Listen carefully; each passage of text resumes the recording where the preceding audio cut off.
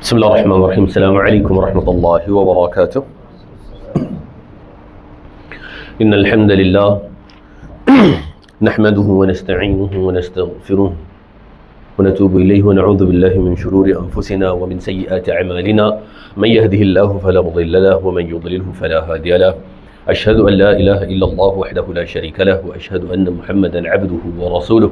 قال الله جل وعلا: يا أيها الذين آمنوا اتقوا الله حق تقاته ولا تموتن إلا وأنتم مسلمون.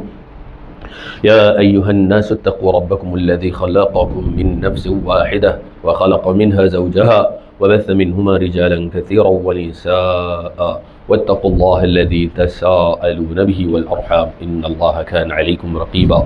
يا أيها الذين آمنوا اتقوا الله وقولوا قولا سديدا يصلح لكم أعمالكم ويغفر لكم ذنوبكم ومن يطع الله ورسوله فقد فاز فوزا عظيما.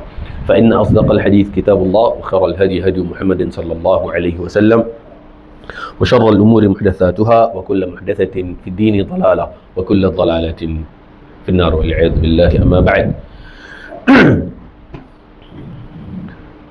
أخواني وأخواتي أعزني الله إياكم جميعا.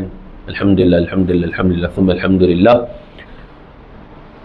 Hari ini Ana dan Persatuan Muhammadiyah berkesempatan untuk dapat melakukan sebuah aktiviti yang dinamakan dengan Plan A3.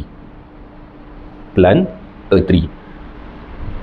Maka kita beberapa ikhwah dan akhwat daripada Muhammadiyah Association, petang tadi kita berada di Pasir Panjang Park, dan Ana, Ustaz Aslam hafizahullah, Ustaz Nur Hakim hafizahullah ta'ala, dan juga ramai daripada ikhwan dan akhwat yang lain, kita istilahnya bukanlah kata bertungkus lumus sangat pun. Cangkul dah ada, baja dah ada, tinggal korek tanah. So what we did, kita kena tangkul, buat bulatan, letak bibit pokok tu dekat tengah, seedling dia, bukakan dia punya akar, kemudian tutup kembali, kemudian kita airkan ia dan letakkan fertilizer. So it was a wonderful experience, alhamdulillah, dan turut dikongsikan beberapa daripada hikmah-hikmah daripada aktiviti tadi. Di antara apa yang Ana sendiri kongsikan ialah kita nak tanam tu, at least untuk tim Ana, Ustaz Aslam dan Ustaz Nur Hakim, we took about 7 minutes to plant the tree. Of course, again, lecit lah, semua benda dah siap. Dan kalau kita nak kena pergi beli sendiri, cari sendiri, it'll take more. Tapi benda dah siap, it took us about 7 minutes. Dan itu the word 7 atau the number 7 mengingatkan Ana dengan ayat Al-Quran dalam surah Al-Baqarah. Kerana Ana sebut 7 minutes tadi tu, 7 minutes spent was 7 minutes spent fi sabilillah, on the path of Allah Azza wa Jalla. Kerana tidaklah kita menanam sebuah pohon kecuali ianya akan mendatangkan faedah yang sangat banyak. Di antaranya, ia menyediakan tempat teduh bagi pejalan kaki atau orang yang nak duduk berteduh sementara.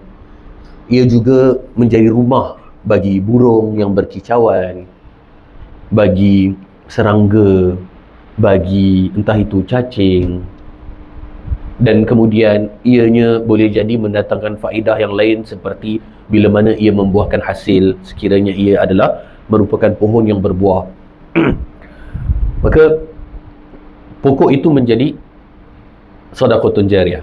Sedekahun jariyah. Jadi bila kita sebut 7 minutes tu, terus Ana ingat 7 minutes fi sabilillah, terus Ana teringat firman Allah Azza wa Jalla: "Mathalul ladzina yunfiquna amwalahum fi sabilillahi kamathali habbatin anbatat sab'a sanabila fi kulli sunbulatin mi'atu habbah wallahu yudha'ifu liman yasha." Perumpamaan seseorang yang menginfakkan di jalan Allah adalah bagaikan seseorang yang menanam sebiji benih, ambatat sab'a sanabil. Jadi daripada habbah, sebiji benih, ambatat sab'a sanabil, ia kemudian menumbuhkan 7 cabang. Fi kulli sumbulatin mi'atu habbah. Yang mana pada setiap cabang, pada setiap branch tadi, ada 100 biji benih yang lain. Maka bayangkan daripada sebiji benih, ianya tumbuh menjadi 700 benih. Kerana dari sebiji benih, tumbuh 7 cabang, setiap cabang ada 100 benih. Dan Allah melipat kali gandakan berkesesuaian dengan apa yang Allah kehendaki. Wallahu yudha'ifu liman yasha.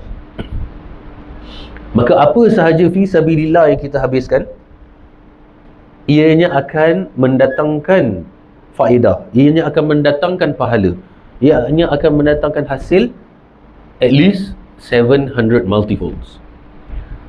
Dan itu baru minimum. Karena Allah juga berfirman, wallahu yudha'ifu liman yasha, dan Allah lipat kali gandakan lagi berapa banyak yang Allah kehendaki. Infinite. Maka itu dia merupakan pengalaman yang berlaku pada hari ini. Dan Alhamdulillah cuaca pun redup-redup, dia tak hujan dan dia tak panas sangat dengan awan. Mungkin antum boleh look out Muhammadiyah Association punya IG. I think mereka akan upload di situlah tentang aktiviti kita hari ini, di mana kita melakukan plant a tree activity. Alhamdulillah. Dia bukan zaman kita dulu kacang hijau, kemudian tauge kan, dekat belakang kelas letak dekat tingkap, tumbuh tauge, bean sprout. I think those 80s, 90s buat macam tu time science. Ini pokok terus. Bukan calang-calang. Baik. Hibai azanallahu yakum jami'an. Pada pertemuan kita yang lalu, minggu lepas, kita telah membahas tentang 4 jenis daripada orang non-Muslim. Namely apa je? Ada kufur harbi, ada kufur mu'ahad, ada kufur zimmi, ada kufur musta'man.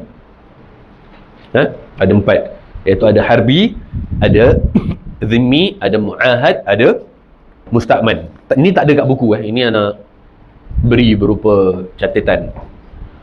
Di mana harbi itu adalah mereka yang kita sedang berperang dengan mereka. Okay, tak perlu sensitif sangat tentang perang. Pasal apa? Pasal dia dengan dia sendiri berperang. Orang Muslim tak ada dalam cerita pun, dia dengan dia pun berperang juga. So, harbi itu happen that orang Muslim sedang berperang dengan mereka. Itu dipanggil dengan harbi. Kemudian zimmi adalah mereka yang tinggal di dalam daerah kekuasaan kaum muslimin. So kalau ada daulat Islamiah dengan khalifah dan sebagainya, sebagai contoh, zaman-zaman Khulafa' Ar-Rasyidin, kemudian ada non-muslim yang tinggal di bawah pemerintahan kaum muslimin, maka dia adalah seorang zimmi. Kemudian mu'ahad pula ialah kufur yang di mana mereka ada diplomatic ties dengan negara Islam. So satu negara Islam dengan negara kufur yang lain, tapi ada diplomatic ties, ada treaty. Itu dipanggil dengan kufur mu'ahad. Kemudian yang terakhir kita ada musta'man, iaitu seorang yang kufur yang dia nak masuk dalam negara Islam untuk sementara waktu. Pasal dia bukan zimmi. Kalau zimmi dia tinggal dalam tu, dia just datang untuk urusan. Istilah kita hari ini adalah macam visa lah. Kot dia datang nak ziarah keluarga dia, kot dia datang mungkin bertugas, mungkin dia seorang engineer, mungkin dia seorang arkitek dan sebagainya, dan perkhidmatan dia diperlukan di negara Islam tersebut, maka dia diberikan izin. Itu dipanggil dengan musta'man. Musta'man ni yang meminta keamanan, daripada kalimat aman. Kemudian istamana yastaminu, iaitu meminta keamanan. Maka orang yang minta keamanan dipanggil musta'man. So kita tadi ada apa? Harbi yang sedang perang. Kemudian zimmi yang memang hidup dalam negara Islam. Okay, dan dia tak dipaksa pun untuk embrace Islam dan sebagainya. La ikraha fiddin, no compulsion in the din. Nah, tak dipaksa.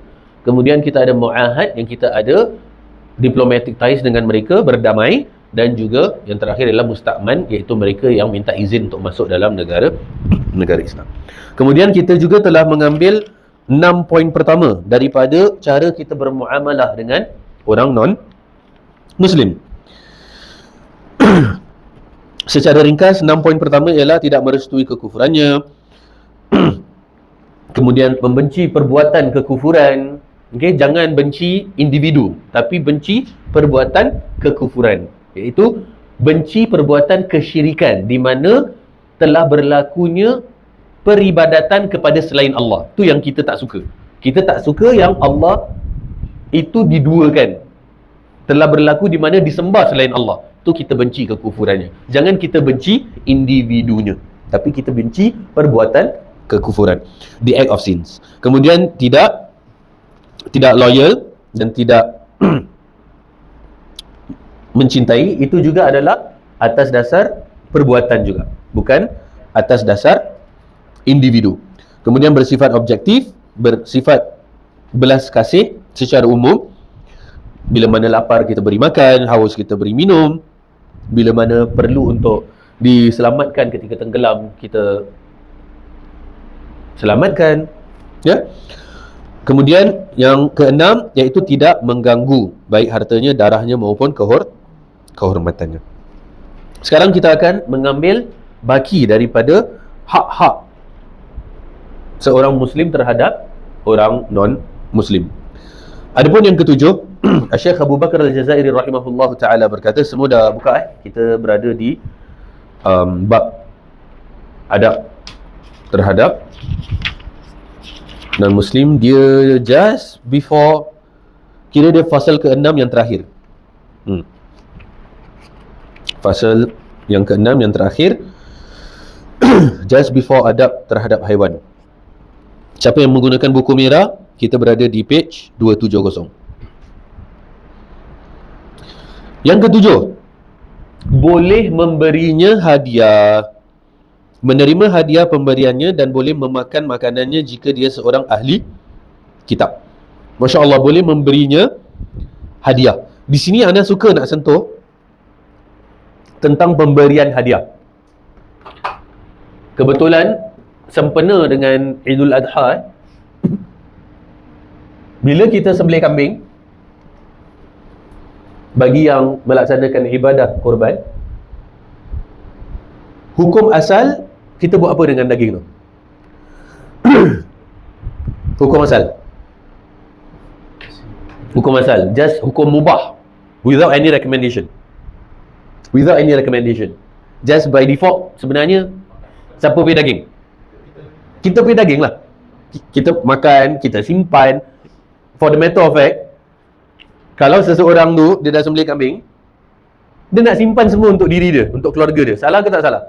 Tak salah. Memang hak dia. Itu dia punya hukum asal. Cumanya it is recommended, sunnah, untuk bagi kepada apa? 1/3, betul? 1/3. 1/3, 1/3, 1/3. Bagi 3, 1/3. Apa dia? 1 untuk self,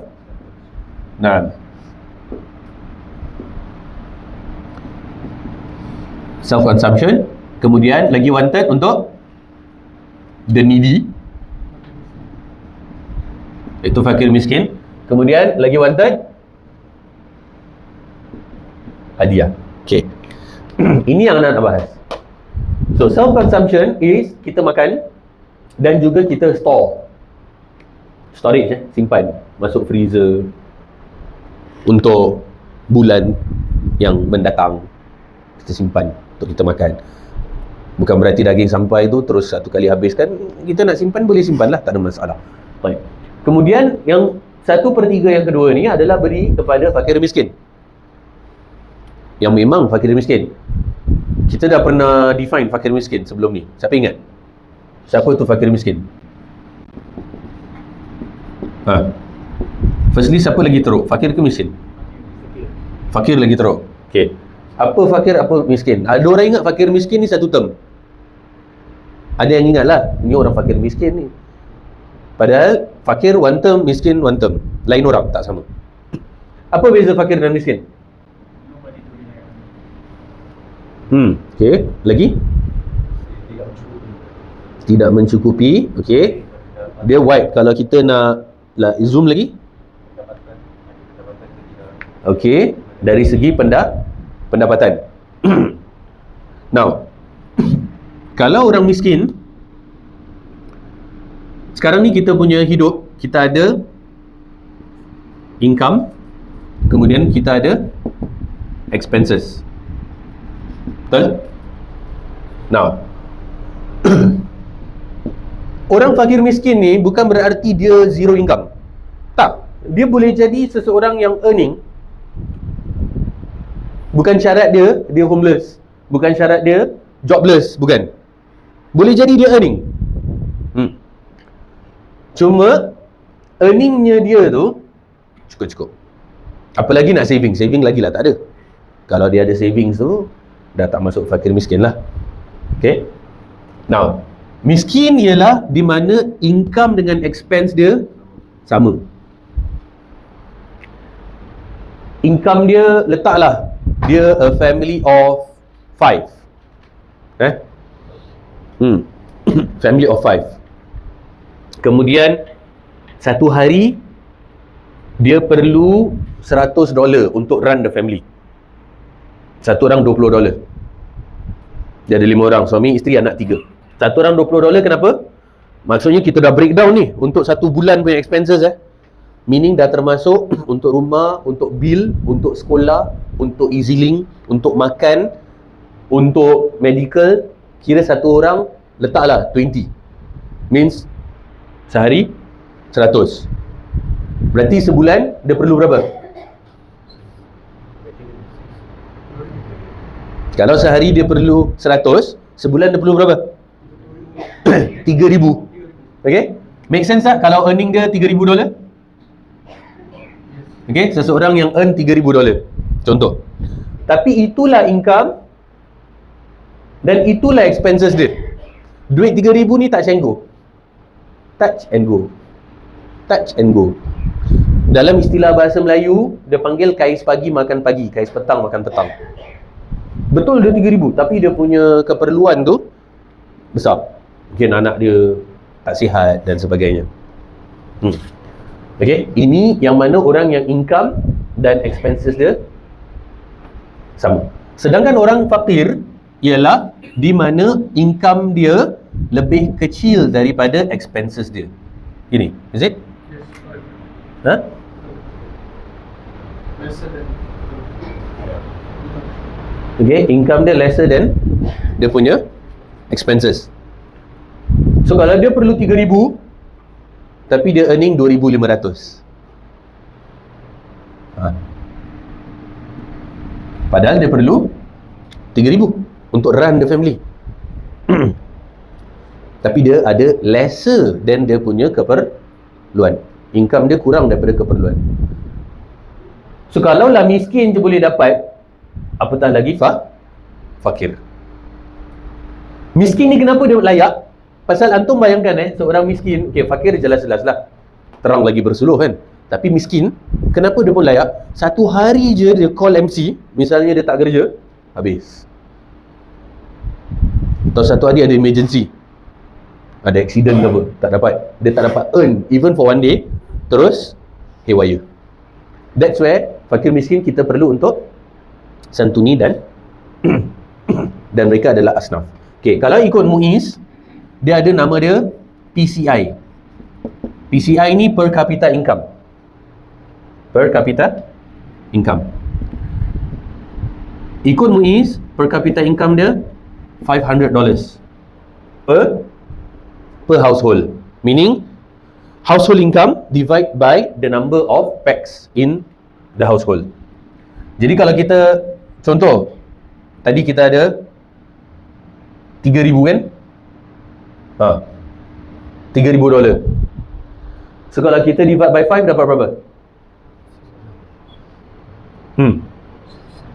Dapat 600. Sekarang what's the latest PCI? Ana rasa mereka dah angkat. Siapa boleh check? MUIS PCI. MUIS zakat PCI. Kalau MSF lebih tinggi lagi. MSW lebih tinggi lagi. Berapa sekarang? MUIS still 500? 2026? Still 500. 500 Okay. So the number of packs must be the whole household income divided by the number of packs that you get PCI. Jadi kalau misalnya kata yang 3,000 tadi, itu Ana bagi contoh kalau 5 orang satu family.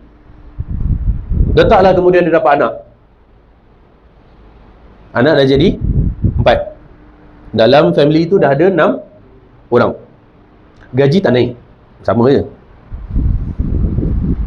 Kan? Semua naik. Yang turun hujan je. Gaji tak naik. So haji tadi tu, dia earning 3,000, tapi sekarang dia dah ada anak, dah jadi 6 orang.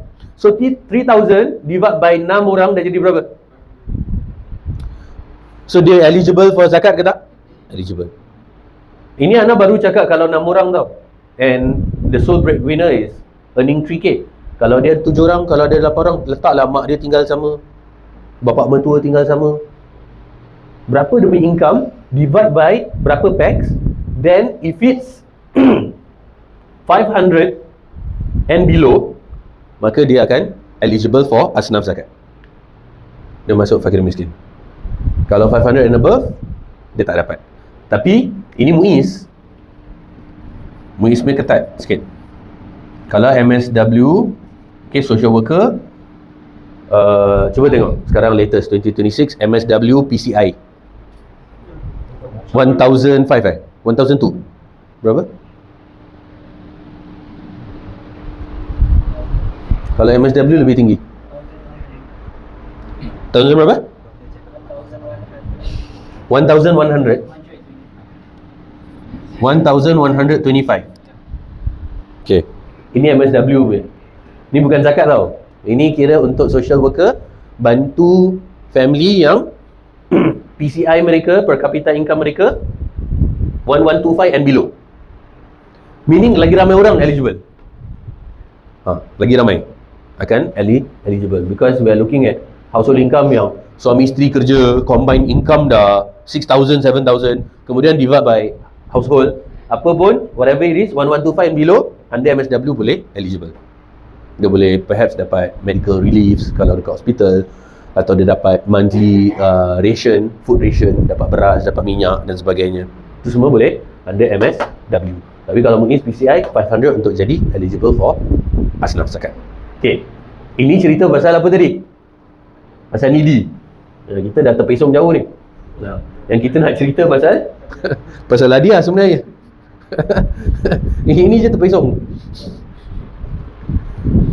Hadiah ni kita boleh bagi even kepada orang kaya. Yang the last wanted. Kita boleh bagi family kita, mak bapak kita, adik-beradik kita, kita boleh bagi jiran kita, kita boleh bagi orang kaya pun even. Pasal dia hadiah. Dia bukan berupa sedekah. Dia hadiah. Kalau sini sedekah, kalau sini hadiah. Dan kenapa kita nak bagi hadiah dekat orang kaya? And bila Ana cakap 1/3 tu, does not necessarily mean 1/3 of the whole kambing. Taklah, maksudnya Anta dah bagi 1/3. Lepas tu 1/3 tu Anta nak pecah-pecahkan lagi, terpulang lah. Bagi sikit. Bukan the whole 1/3 bagi satu orang, kan? 1/3 tu pecahkan lagi. So your 1/3 dah jadi 100% balik. Then you divide by 5 ke, divide by berapa, terserah. Okay. So di antaranya Anta nak bagi orang kaya contoh. Kenapa? Contohlah Akhuna Saifullah jadi orang kaya, amin ya Rab. Tapi dia masa dia dah kaya tu, dia dah kira angguk sikit lah. Contoh. Ini contoh kan. Jadi bila kita ni yang daif, kita yang daif-daif ni, kita korban ni. Dia yang dah kaya raya, dia tak korban. Okay. So kita yang daif, yang cukup makan, PCI dah nak jumpa dah, dah nak meet PCI tu. And imagine kita kasih hadiah kepada dia, orang kaya. Jadi orang kaya yang diberi hadiah, mereka akan fikir apa? Aku punya jiran ni anak berderet macam rabbit, dia boleh korban and dia boleh kasih aku lagi. Aku ni yang kaya raya, aku tak korban pun. Ia adalah sebagai Ingat, yes, reminder. Supaya dia tersentap sendiri lah. Kita bukan nak parli, bukan nak sindir, tak. Maksudnya kita tak mesti asyik nak parli dia itu, tak. Kita bagi random, boleh jadi jiran, boleh jadi memang orang tu kita ada hubungan baik dengan dia. Jadi kita memang nak bagi, ni ada daging. Dia akan cakap, oh tak perlu, anak tak perlu. Contohnya anak boleh beli kat kedai kan, 1 kilo, 2 kilo, 5 kilo boleh beli. Tak, it's not about beli kat kedai. Semua orang boleh beli kat kedai. Hari ni 1 kilo berapa daging? $12, $11 ada? Lebih. Berapa sekarang 1 kilo daging dekat butcher?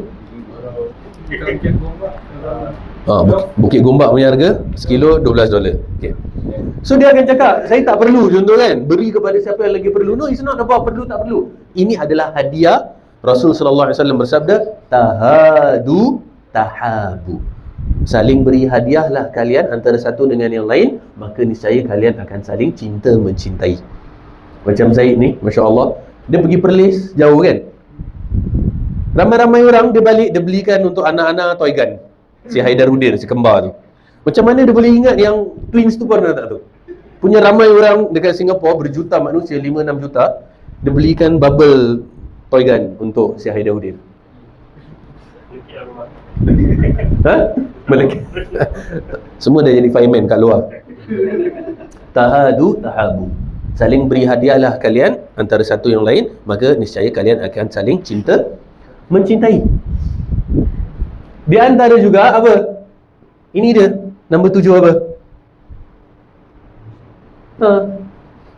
Tak salah kita bagi hadiah. Kod kita ada jiran baik non-Muslim, tiba-tiba kita random this one I got some meat for you. Dia pun pelik. Tak adanya orang kasih daging kan. Cakap, what's this? No, it's okay, it's just a present, a gift from me to you. Kena sensitif lah, jagalah dari segi tu kan. Nah, kalau itu pun kena bagi yang makan lah, yang tak makan tak boleh lah. Jangan pula kemudian dia balas kali dia bagi dia punya daging juga kat kita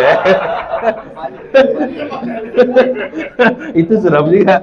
I also want to give you. Tapi kalau kira macam kita punya niat, bukan cakap tak ikhlas, kita nak kasih dia kerana nak tarik dia masuk Islam. Jadi kita tu bukan kasih macam kasih suka-suka itu, tapi memang itu niat kita. Boleh, bahkan encouraged. Because the term mu'allaf adalah dari kalimat ta'liful qulub. Allafa yu'allifu ta'lifan, iaitu menjinakkan hati. Itu yang dipanggil mu'allaf. Dan kenapa asnaf zakat bagi mu'allaf juga? Supaya dia teguh dalam Islam. Jangan nanti dia ping. Dan Nabi SAW setelah perang Hunain, after Fatu Makkah ada perang Hunain, dapat ghanimah ni banyak. Kemudian Nabi SAW berikan kepada pembesar Quraisy yang baru masuk Islam time Fatu Makkah ni. Sebelum ni kan, bagi ghanimah banyak. Orang Ansar kat tepi tengok, orang Ansar, orang Madinah. So kalau antum faham dia punya situasi sekarang, Nabi orang Makkah. Bila perlu, orang Ansar jaga, orang Ansar melindungi. Sekali bila dah Fatu Makkah, dah dapat harta banyak, perang Hunain, bagi kat siapa? Bagi ke orang Mekah. Dari jauh nampak macam gitu tau. Dia macam tak sedap tau nampak. Nampak macam ada bias, macam double standard kan. Jadi Nabi dengar desas-desus ni. Nabi dengar. Macam orang Ansar macam kecil hati sikit dah. Bila time minta perlindungan, kita yang melindungi. Bila dah dapat harta, bagi kat Quraisy Mekah. So Nabi tegur, Nabi dengar, Nabi datang, Nabi address di isu. Nabi tak biarkan benda tu bergelora, Nabi address. Nabi cakap apa tau? Senang je. Nabi bersabda kepada kaum Ansar, tidakkah kalian redha bahawasanya manusia pulang dan kembali dengan harta benda, sedangkan orang Ansar kembali dengan Rasulullah sallallahu alaihi wasallam?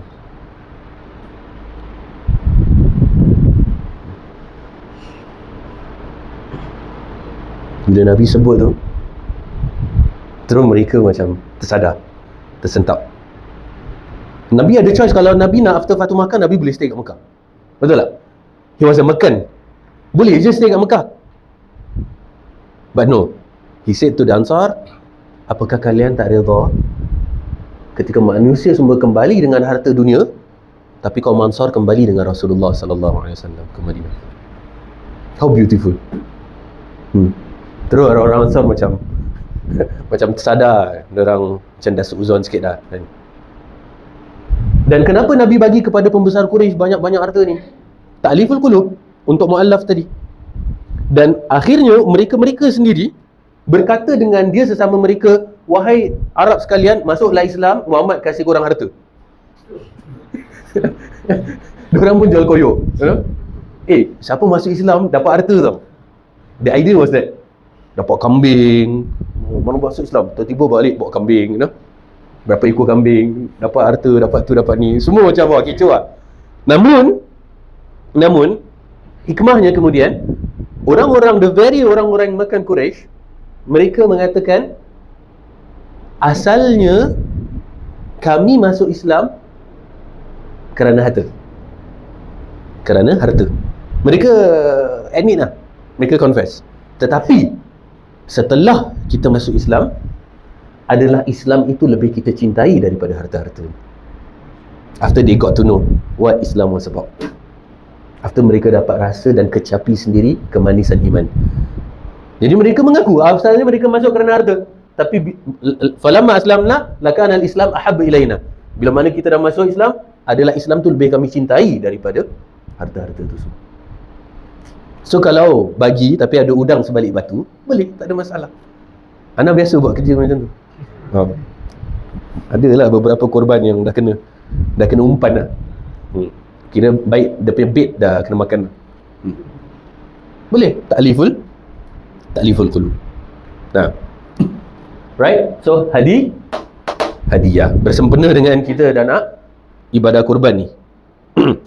Kemudian memakan makanannya jika dia seorang ahli kitab, iaitu Yahudi dan Nasrani, kerana Allah Azza wa Jalla telah berfirman, wa ta'amul ladzina utul kitaba hillul lakum, dan makanan sembelihan orang-orang yang telah diberi Alkitab adalah halal bagimu. Okey, di sini ada pembahasan yang menarik. What makes a slaughtering halal to be consumed? When it was slaughtered by the name of Allah Azza wa Jal. Bismillahi Allahu Akbar.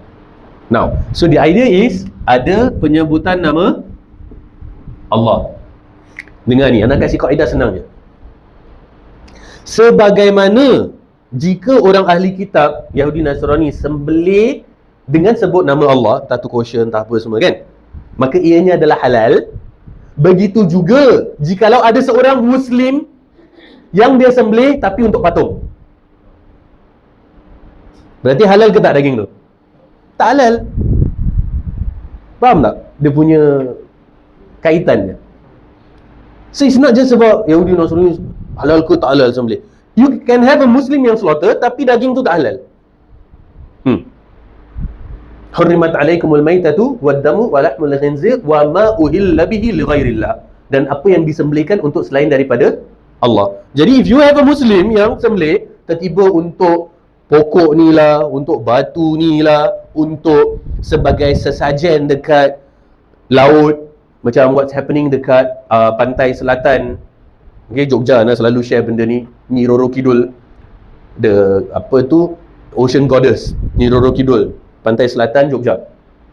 Mereka sembelih kerbau and then they float kepala kerbau tu dekat laut. Supaya apa? Supaya ikan tambah banyak, dan supaya the goddess of the ocean tu jaga para nelayan yang nak pergi ke laut, supaya mereka tak dalam mara bahaya dan sebagainya. Would the daging be halal even kalau mereka cakap, oh, we are Muslim? No, it won't. So the idea is it must be for Allah Azza wa Jal. So orang Yahudi, orang Nasrani, mereka sembah Allah, mereka sembelih untuk Allah. Again, kalau mereka sembelih untuk selain daripada Allah pun tak halal lah. Muslim, kalau untuk Allah halal, kalau untuk selain Allah pun tak halal. So the idea is sembelih itu untuk siapa? Yang penting lillahi ta'ala. Jadi kalau sembelihan mereka kosher dan sebagainya memang certified, disebut, dilafazkannya nama Allah Azza wa Jalla, maka halal lah. Ya. Nabi sendiri makan sallallahu alaihi wasallam daripada hidangan makanan orang ahli kitab. Syaratnya ahli kitab meaning dia adalah din samawi. Din samawi ni agama yang datang dari langit. Okay, dia ada kitab dari langit.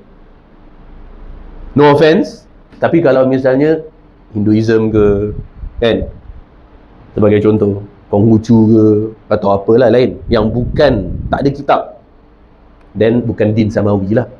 Berarti itu din sinai, agama buatan manusia. Sedangkan agama samawi, agama dari Allah.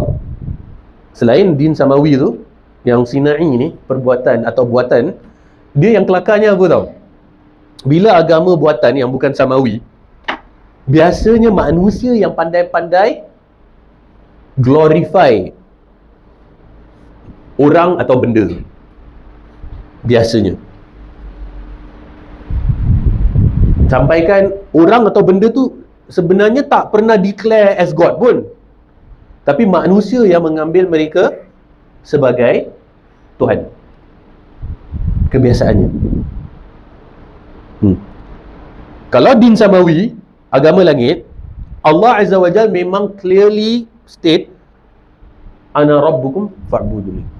Aku Tuhan kalian, maka sembahlah aku. Allah declare tau.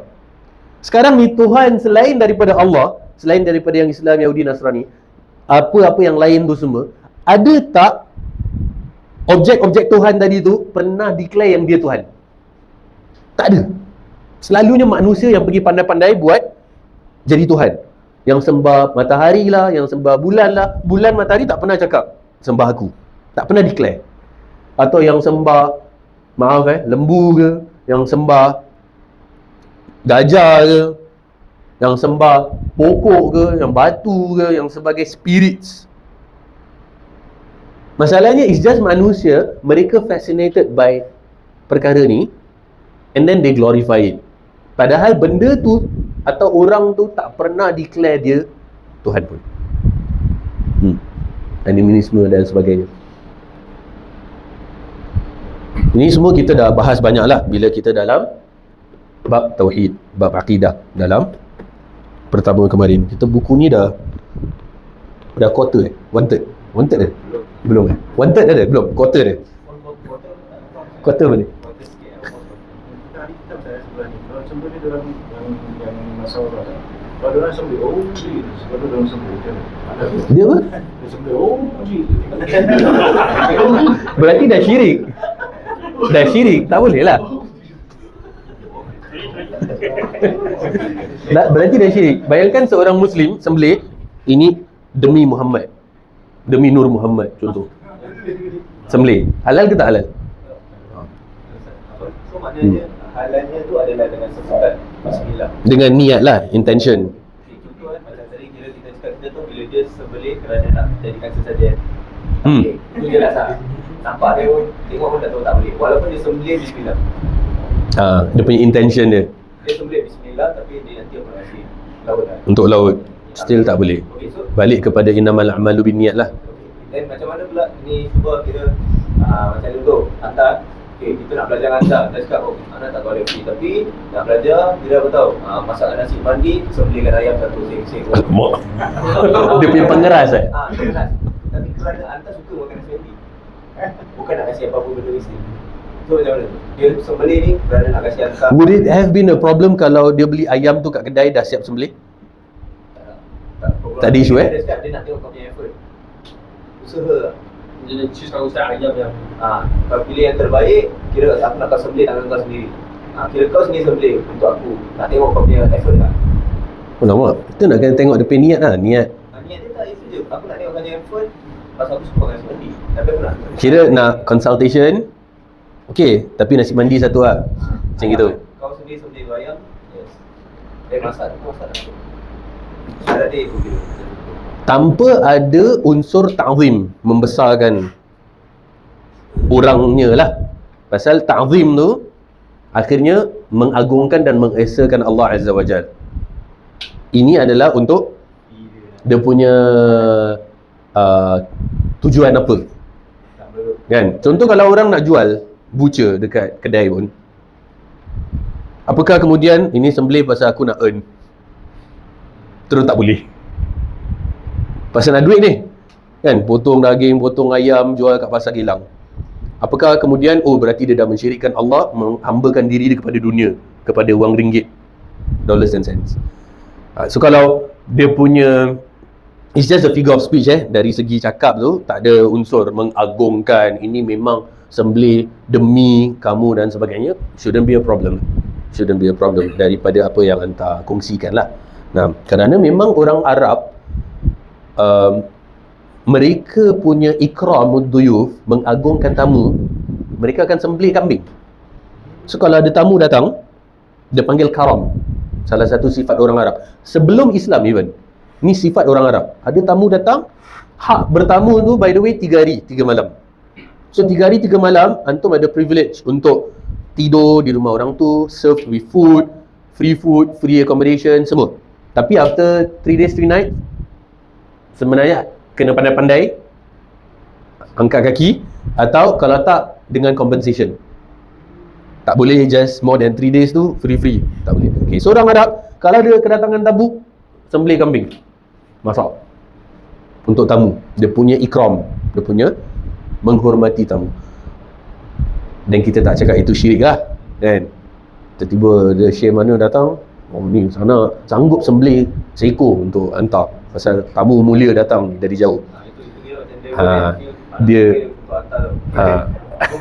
tapi lillahi ta'ala, kerana tanpa mengagungkan dan mengesakan individu tersebut lah.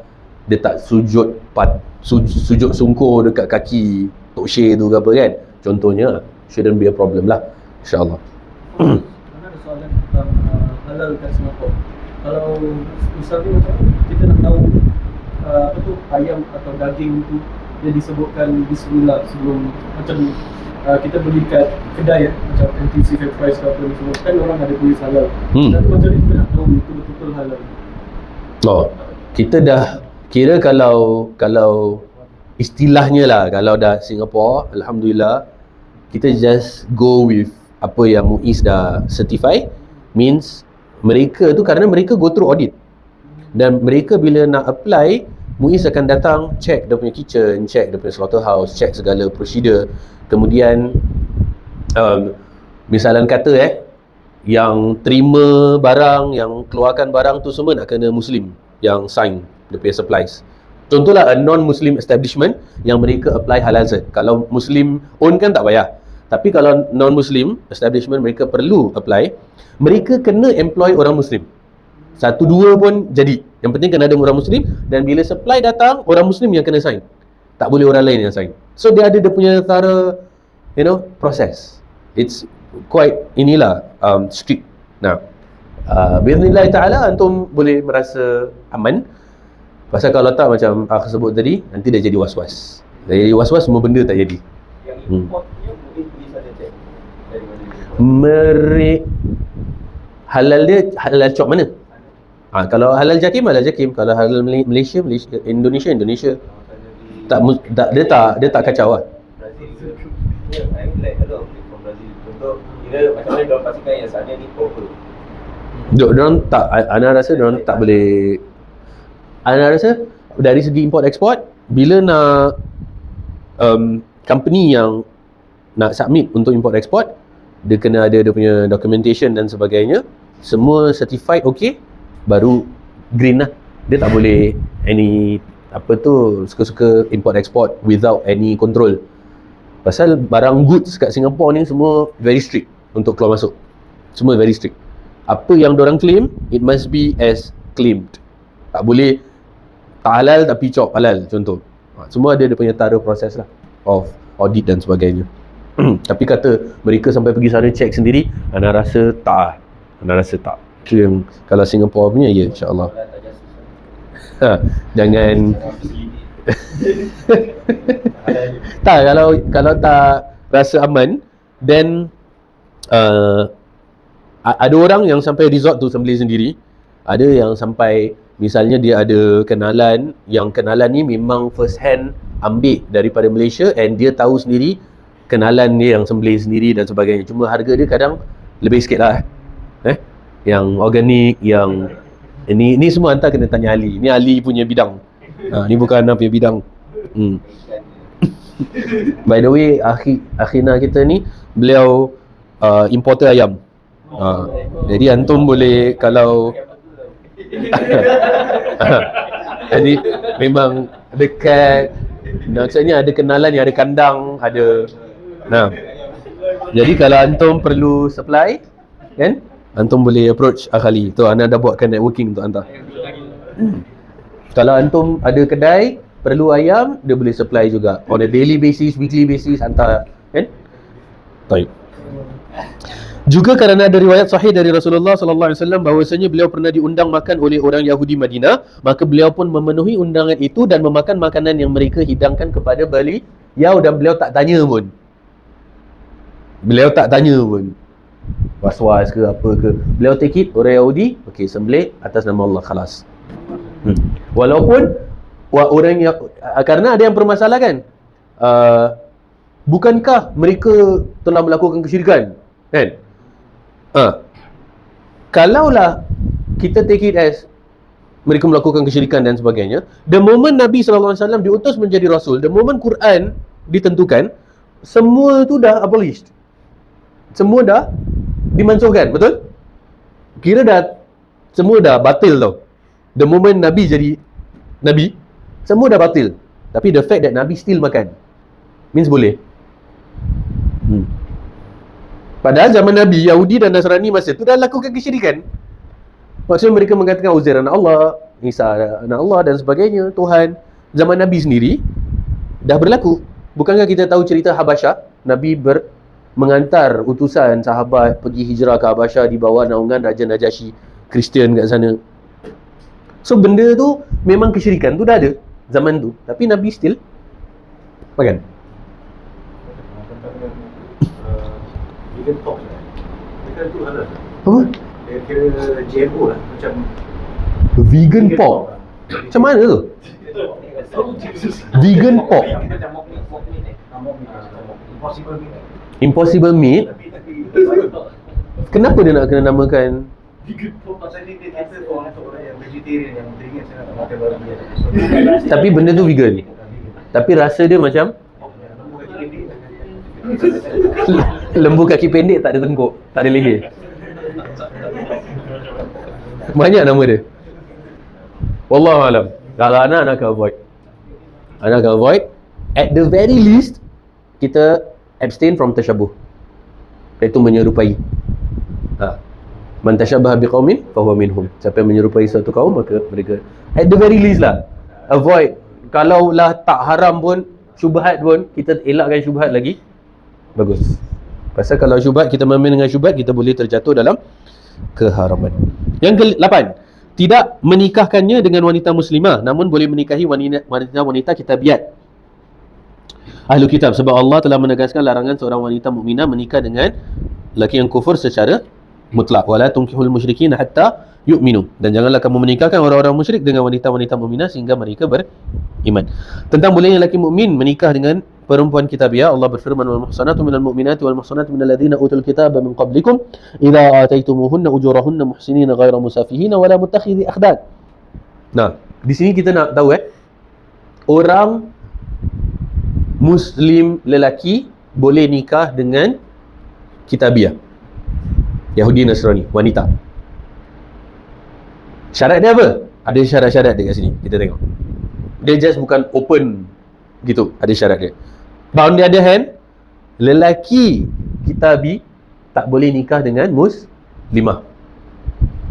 Tak boleh. Kerana dikhawatirkan bila ada zuriat nanti, mereka akan lebih incline ikut ayahnya, seorang non-muslim. Ibunya muslimah betul, tapi anak-anak ikut ayah. Jangan. Tapi kalau muslim lelaki nikah dengan kitabiah wanita, boleh, dengan harapan wanita tersebut embrace Islam dan juga anak-anak ikut bapa. Okey. Adapun tentang menikahi kitabiah, wanita kitabiah, dan dihalalkan mengawini wanita-wanita yang menjaga kehormatan di antara orang yang beriman dan yang diberi Alkitab sebelum kamu. Jadi bukan just random, naudzubillah, prostitut ke atau apa ke, bukan. Tapi yang menjaga kehormatan, bukan sembarang. Sedangkan yang muslimah je kita nak cari yang menjaga kehormatan. Betul ke tak? Apatah lagi yang kalau bukan muslimah, yang kitabiah. Kita nak yang cari yang menjaga kehormatan. Apabila kamu telah membayar mas kahwin mereka dengan maksud menikahinya, tidak dengan bermaksud berzina, dan tidak pula menjadikan gundik. So menjaga kehormatan. Yang virgin dan sebagainya. Okay. Again, the issue of bukankah mereka musyrik? Right? And then masalahnya, the fact that Islam dah datang, Yahudi Nasrani memang dah musyrik. The moment Islam datang, the moment Quran datang, semua sebelum tu dah batil. Dan kenapa Allah turunkan ayat ni? Means masih ada harapan. Pada masa tu Yahudi dan Nasrani, macam Yahudi kita tu diorang very strict, luar tak boleh masuk diorang. Tapi pada masa tu, apakah Nasrani luar dah start masuk diorang? Macam foreigner dah start masuk diorang. Bahkan diorang dakwah lagi. Ya, at that point of time, diorang dah start.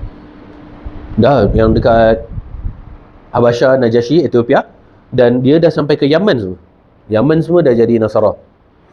Abraha tu sebenarnya governor kepada Raja Najasyi.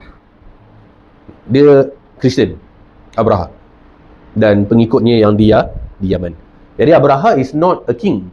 Dia hanya seorang governor of King Najasyi yang yang kat Habasha tu. Itu dia pay king. Dia submit to that king. Abraha setakat governor. So dia, itu semua dah ahli kitab. Even Yaman. So bayangkan dari Afrika tu semua. Kerana mereka melakukan suatu perkara yang dinamakan dengan Tansiriyah. Tansiriyah ni ialah Christianization. Christianization means dia dakwah, dia ajak orang masuk. Okay, come to peace, come to Jesus, apa tu semualah. Orang Yahudi pula, diorang very exclusive. Dia tak kasih orang lain masuk. Orang nak masuk embrace Judaism pun diorang tak anggap. Dia mesti nak kena Bani Israel, kerana memang zuriat. Dia tak boleh orang masuk. Kalau yang Kristian ni pula, dia nak orang masuk. Padahal Kristian sama macam Yahudi.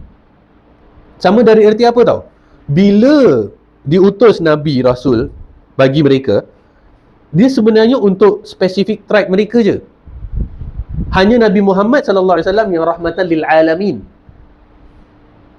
So apa yang Yahudi buat sebenarnya betul untuk orang dia je, orang lain not meant to be. Dan Kristian pun sepatutnya mereka tak diperintahkan oleh Allah dalam Injil untuk dakwah.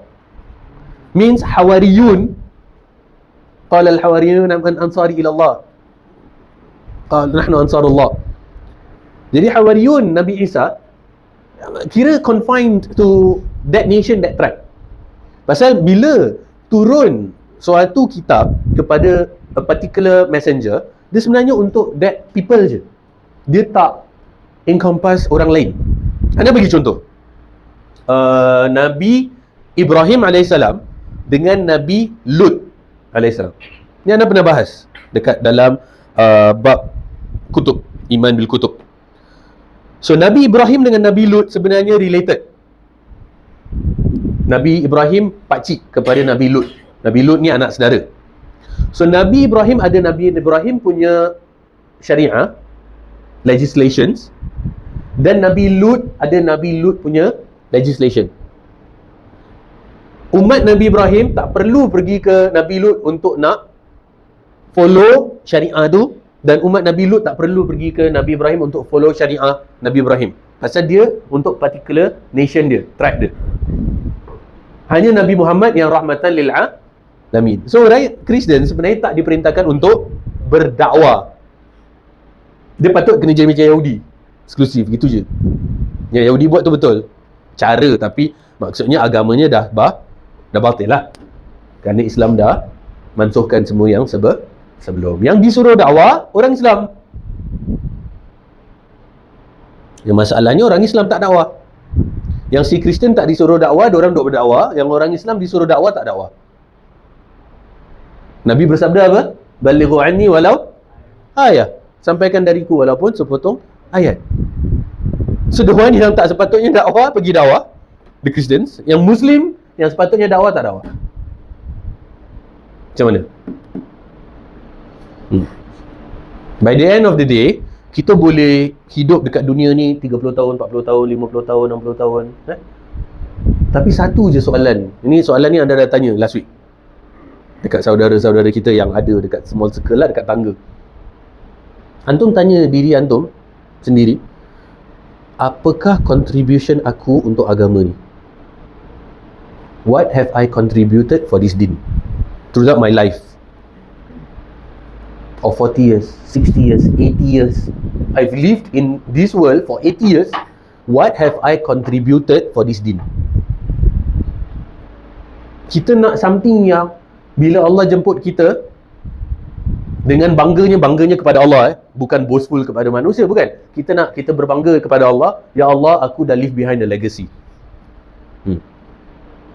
Nama awak ditulis dengan tinta emas. Orang kenang awak. Bukan riak, bukan boastful, bukan. Tapi sedekahun jariyah atau ilmun yuntafa'u bi, yang passed down generation to generations. Dari bapa turun ke anak, dia besarkan anak dia dengan ilmu yang dia belajar tu. Anak dia kemudian nanti besarkan anak dia, anak tu besarkan anak dia. Awak dapat tempias pahala. It could be ilmun yuntafa'u bi, it could be sedekahun jariyah. Nah, it could be investment berupa waladun soleh.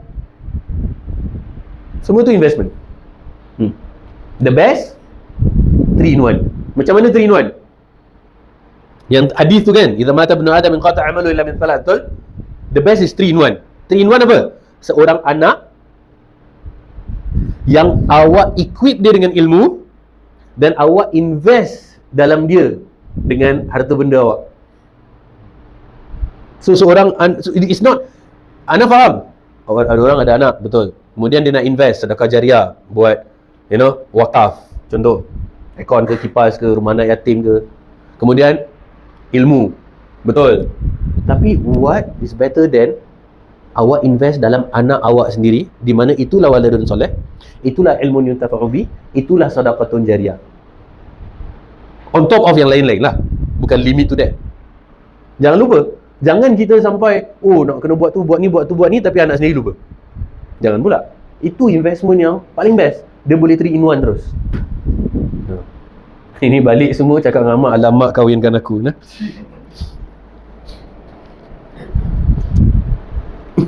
Yang ke-9, menjawabnya bila dia bersin dengan mengucapkan alhamdulillah dan mengatakan yahdikumullah wa yuslihu balakum. Kan? Dia tak cakap alhamdulillah. Kan? Dia tak cakap alhamdulillah. Atau kalaupun dia cakap alhamdulillah pun, kita cakap yahdikumullah wa yuslihu balakum. Itu doa, iaitu moga Allah memberi kamu hidayah. Okay? Sebab ketika ada beberapa orang Yahudi bersin di sisi Rasulullah sallallahu alaihi wasallam dengan harapan agar beliau mengatakan yarhamukallah kepada mereka. So mereka nak test Nabi lah. Orang Yahudi ni. Orang Yahudi kan dia mengakal banyak. Suka mengakal. So dia duduk kan, dia nak tengok Nabi react macam mana. Diorang punya acim, alhamdulillah. Kadang diorang ni mocking lah, memang boleh menyirap nak test. Cakap alhamdulillah. Dia nak tengok Nabi cakap apa. Nabi tak cakap yarhamukallah, pasal sahabat semua Nabi cakap yarhamukallah. Diorang nak tengok apa Nabi akan jawab kat diorang. Nabi akan doakan yarhamukallah tak, semoga Allah merahmatimu, knowing that diorang ni degil and ungkal lazi, tak nak masuk Islam. Rupanya Nabi terus cakap yahdikumullah wa yuslihu balakum, semoga Allah beri kalian hidayah. Itu cara nak jawab. Moga Allah beri petunjuk kepada kalian dan memperbaiki keadaan kalian. Yang ke-10, tidak mendahuluinya mengucap salam. Okay, tak perlu initiate assalamualaikum. Kalau jumpa just morning, afternoon, hi, gitu je. Tak payah initiate dengan salam. Dan kalaupun dia bagi salam,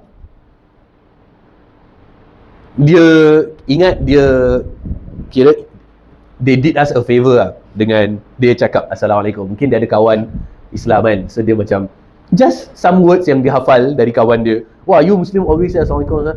Sekali dia pun try dengan awak kan, baru jiran baru pindah rumah, Assalamualaikum, you know. Contoh, dia pun nak try test water. Dia tak tahu pun benda tu, dia tak merasa dia mocking pun atau apa. Cuma cara menjawab kita, Nabi dah ajar. Jawab wa'alaikum dah. Cukup dengan wa'alaikum and upon you too. Tu je. Pasal kalau dia jawab, kalau dia bagi salam ikhlas, kita dah cukup wakafa dan upon you too.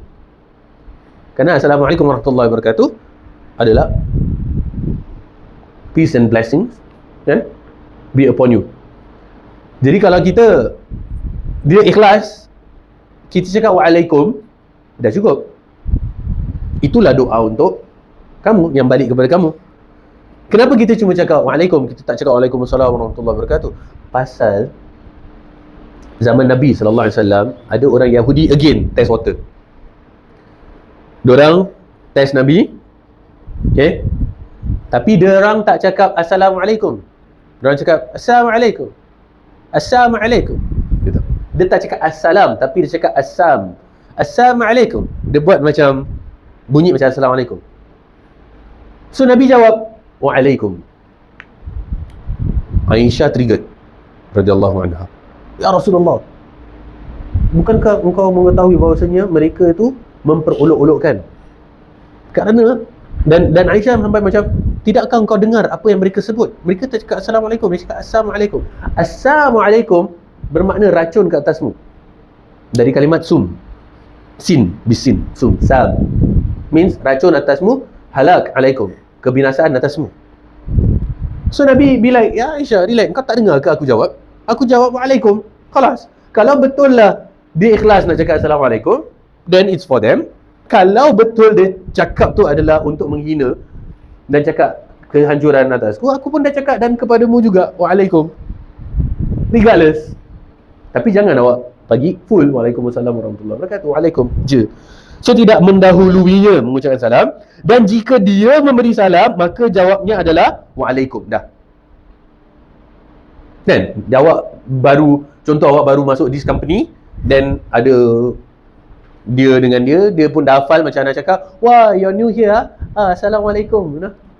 And you just like wa'alaikum, you know. Whatever your intention is, if you're sincere, it's for you. If you're not sincere, you're mocking, then it's upon you, regardless. Yang penting kita jawab wa'alaikum je.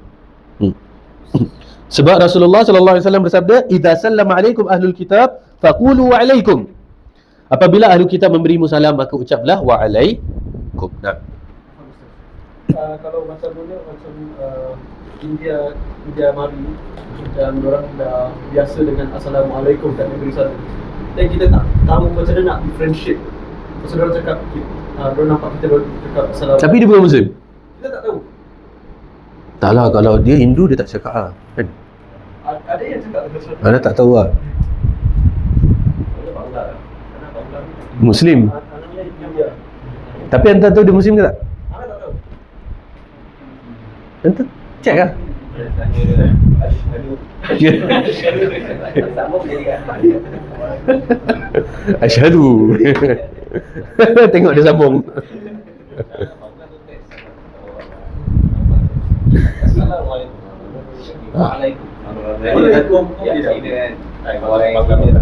Selalu dia tengok kita tak tahu dia Indian ke apa kan. So dia tengok kita, dia tahu lah, dia kita ramah. Yang satu dia Hindu kan. Kan dia tahu lah. Habis bagi salam. Apa pun kalau boleh clarify kan. Kalau in doubt, wa'alaikum is mencukupi.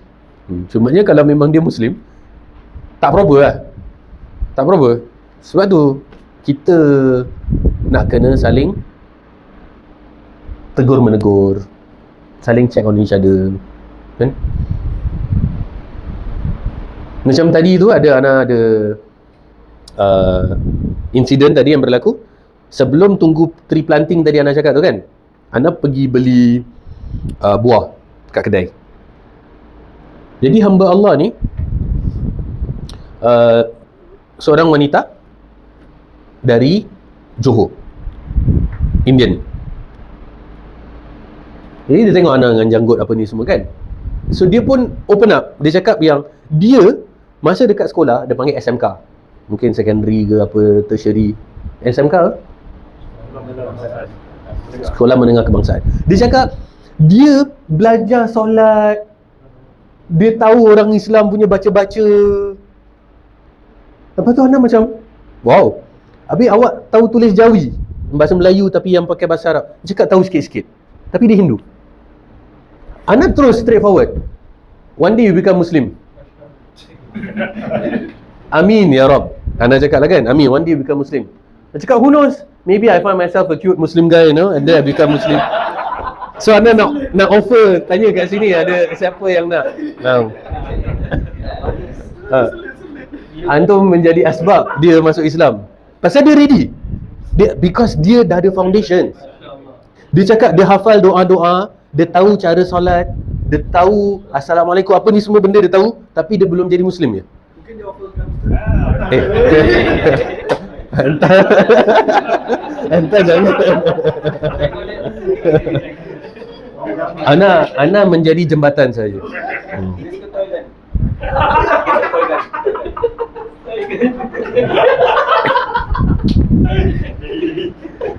So boleh jadi siapa yang nak menjadi asbab dia masuk Islam, jadi mu'allaf, kan? Dia know a lot. Dia know lah. Ana tanya, so bila what's holding you back? What's stopping you? Maybe at times you just need a push. You need someone. Masa yang Ana balik Perlis pun, Ana ada share lah dengan beberapa ikhwah. Kita dekat sana 5 hari dekat Perlis. And the driver was a Hindu guy. Beliau yang fetch kita dari airport, bawa kita pergi ke daurah hari-hari, bawa kita pergi makan dan sebagainya.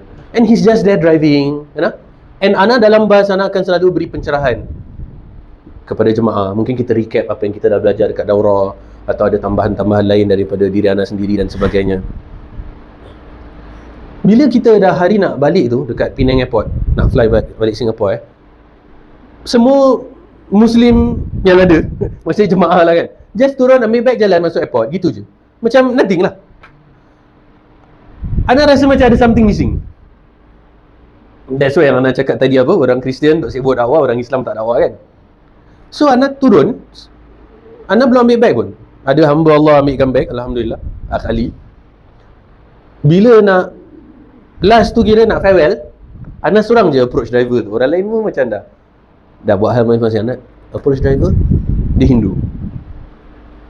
Ana terus, bang, so you hari-hari dah dengar saya cakap 5 hari ni, you drive, you mesti dengar punya, bila mau masuk Islam. To my shock, dia macam terbuka lah, open to the idea. Dia bukan macam terus tak ada lah, terus reject, tak. Dia cakap maybe one day saya punya kawan, saya punya family sudah masuk Islam. Dia cakap. So apa yang Ana nak sampaikan is that jangan treat people as though they are invisible. Okay? Don't treat human being as though they are invisible. Boleh jadi itu potential audience anda untuk dakwah, untuk anda sampaikan. Wallahu alam, kalau satu hari dia masuk Islam, Ana sampai cakap, okay ya, promise masuk Islam okay, kan? Dia cakap okay, dia gitu lah kan. Lepas tu dia cakap, ini tour guide, ini kakak, you ada number dia kan? Ada. Okay, apa-apa you contact dia. You mau contact saya pun boleh, minta dia number. Dia ada saya punya number. Kalau dia masuk Islam, amin ya Rab. So just at times you just need to be direct. Tak payah filter. Terus, you know. So brother, what's holding you back? Mungkin kawan-kawan anda yang kawan primary school, kawan secondary school, macam akhi kita ni masuk Islam sebab time secondary school influence dari kawan-kawan Muslim. He was 16. Dia cakap apa? Dia cakap budak-budak secondary semua memang naughty, memang nakal. Memang nakal, semua nakal. Kita semua nakal. Cuma he was observing, he was observant, he was an observant person. He observed and itu, that's where Allah tanamkan fitrah dalam kita. He said, Zaid cakap, okay, by the way his previous name was V. Kartik. Anda masih ingat lagi. Dia cakap kawan-kawan dia semua memang ramai nakal. Tapi senakal-nakal budak yang Muslim ni pun, dorang tahu nak pergi masjid. Nakal-nakal, tapi dorang ada time yang dorang pergi masjid. So to him, he was touched and moved by that. See, simple gestures. Just pasal kawan pergi masjid je, terus dia interested untuk nak belajar Islam dan masuk Islam akhirnya. Alhamdulillah.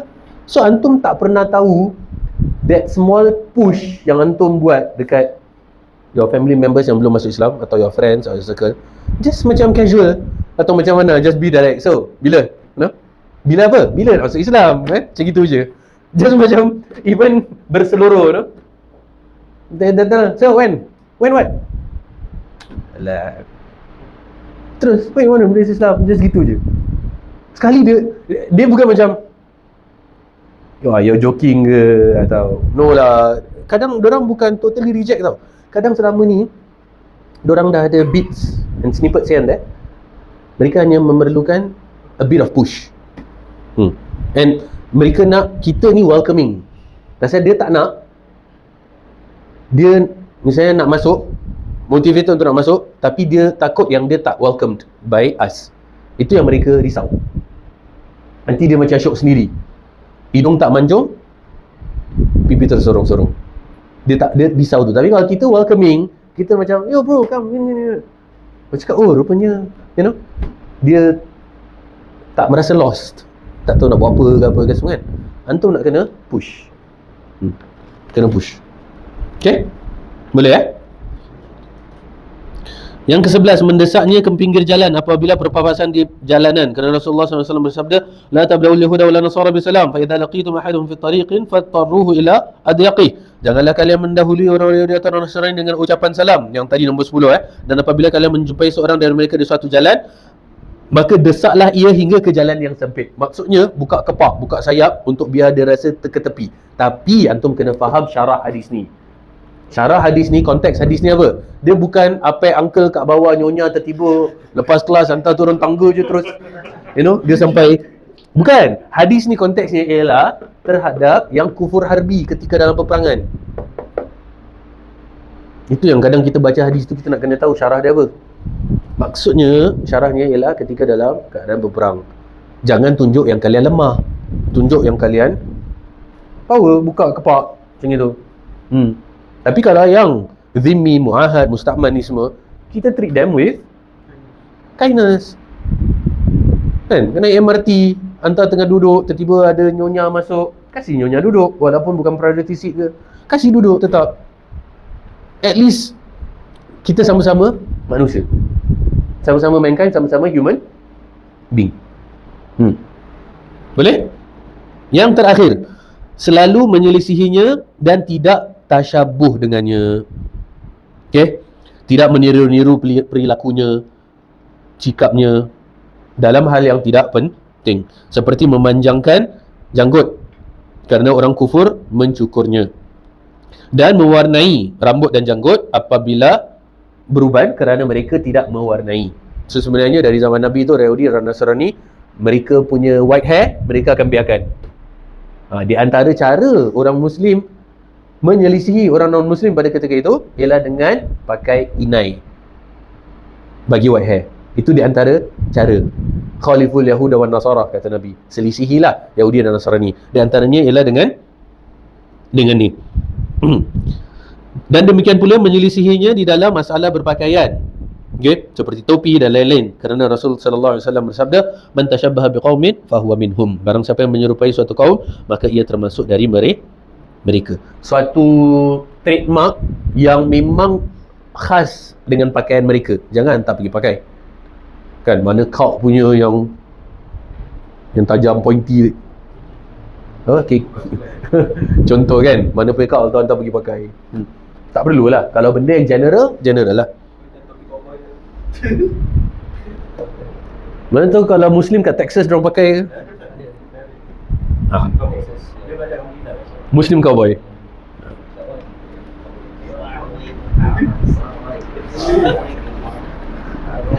Selagi mana dia bukan dia terkeluar dari tasyabuh dan juga tidak menjadi dipanggil dengan libas syuhrah. Libas syuhrah ni yang mana antara seorang lain daripada orang lain. Very apparent. Antara seorang ni odd, ganjil, and dia akan attract the attention of others. Tu jangan.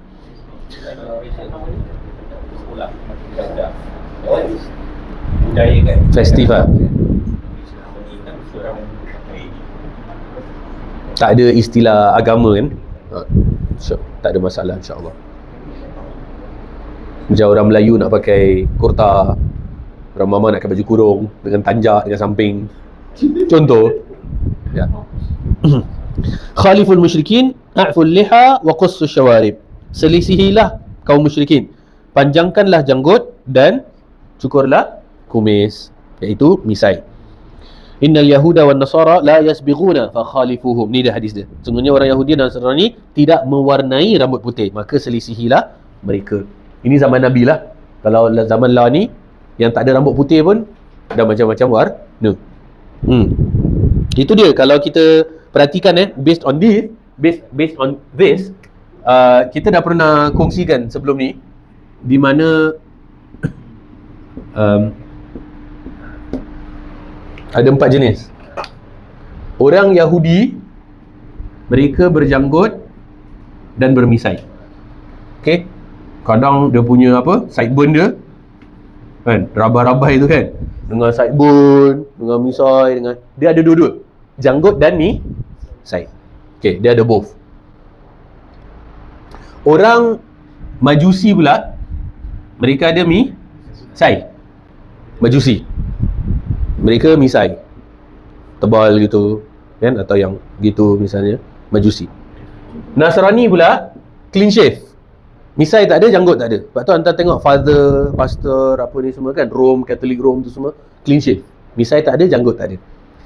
So what's left, bila kita nak amalkan khaliful yahuda wan nasara, kata Nabi, selisihilah Yahudi dan Nasrani. That's where Islam punya identity adalah ada janggut tapi tak ada misai. Kerana Nabi suruh selisihilah Yahudi dan Nasrani. Kalau ada janggut misai, Yahudi. Kalau ada misai, Majusi. Kalau langsung tak ada, Nasrani. Ni Majusi, Nasrani. Muslim janggut saja, tak ada misai. Terima. Rapi. Tak ada juntai lah, tak ada bibir. Kita banyak merapikan lah. Dia ada Kusu tu ialah potong dan cukur, trim. So nak clean shave, misai, atau nak ada jarang-jarang, tak ada masalah, boleh. Kemudian kalau Ibnu Umar radhiyallahu anhuma, beliau mengatakan, apa yang beliau belajar dari Nabi sallallahu alaihi wasallam ialah kalaulah seseorang Muslim tu nak potong janggutnya pun, maka ianya adalah selepas segenggam, kata Ibnu Umar. Jadi macam contoh gini kan, tarik segenggam. Nah, lepas segenggam ni yang bawah ni baru. So minimum seorang Muslim at least ada segenggam. Kalau janggut dia lebih dari segenggam, itu kalau dia nak trim. Okay? Apa yang selebih daripada selepas segenggam. Nah, kalau tak nak, then okay. Maksudnya adalah mewarnai sejenis semir. Semir ni bahasa Indonesia, maknanya dye. Apa bahasa Melayu? Dye.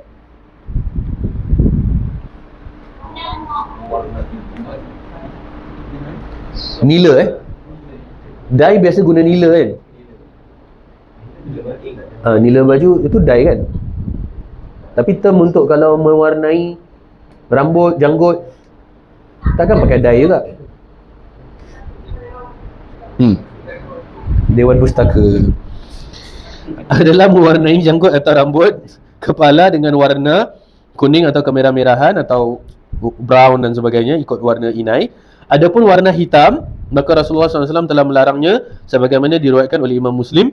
Ghayru hadha sya'ral abyad wajtanibus sauda. Ubahlah warna rambut putih ini namun hindari warna hitam. Ada masa boleh pakai warna hitam. Satu keadaan. Time perang. Sekolah time perang, time jihad fisabilillah masa tu, yang tua-tua pun, yang putih, semua dye hitam. Supaya musuh nampak, ingat semua muda. Masa perang. So, dye kali hitam. Kalau time jihad boleh. Nah. So, kalau nak dye kali hitam, kena tunggu masa lah bila yang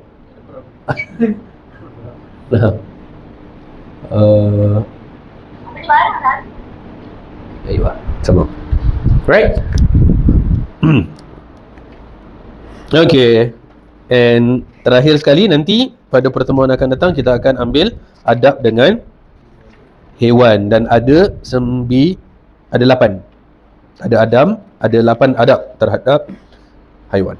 Right? So with that, alhamdulillah, ana harap apa yang yes, tafadhal. Masalah isbal Ustaz. Hmm. Isbal pakaian untuk solat dan perbezaan dalam pakaian biasa. Pakaian biasa. Hanya sebuah. All Dubai. Ini pun add-on punya discussion bukan pasal adab terhadap non-Muslim apa yang ada berkenaan dengan perkara itu ialah hadis Abu Hurairah radhiyallahu anhu, di mana Nabi sallallahu alaihi wasallam bersabda, "Ma asfala minal ka'baini minal izari fa finnar." Okey, apa yang melebihi daripada mata kaki berupa kain, maka tempatnya di neraka. Itu yang hadis yang menjadi asyahid. Kan? Di situ kemudian banyak yang syarah begitu dan begini. Ada yang sampai mengatakan, oh itu kalau kain je, selain daripada kain tak termasuk. Contoh kalau seluar, berarti bukan kain. Maksudnya kain tu khusus izar, dari term bahasa Arab, izar tu ialah kain pelikat. Kan? So bila pakai kain pelikat yang tak boleh, tapi kalau pakai seluar boleh. Kan? Ada yang langsung cakap tak boleh. Kan? Ada yang kemudian cakap tak kabur ke tak takabur, sombong ke tak sombong. Ada yang cakap at least dalam solat jangan, dan sebagainya. Wallahu alam. Put aside semua daripada yang ada.